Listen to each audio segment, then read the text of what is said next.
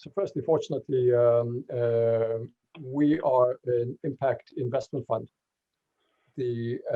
So we have a number of tools.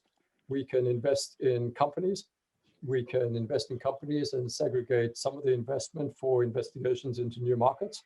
And that's why it is it's so important for organizations to say, you know what, this is something we really want to do because it's relevant to what we need to do.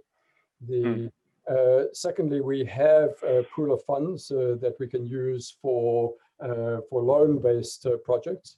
And those could be either loans,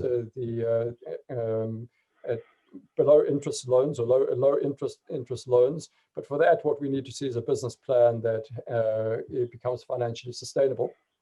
We also are in contact with government donors. So, for example, Grand Challenges Canada, International Development Canada is looking for projects, for example, that deal with women. So that's another source of funding. There are South African sources of funding. And then we also, because we're an impact investor, we're in touch with philanthropists who are looking for these kind of projects. We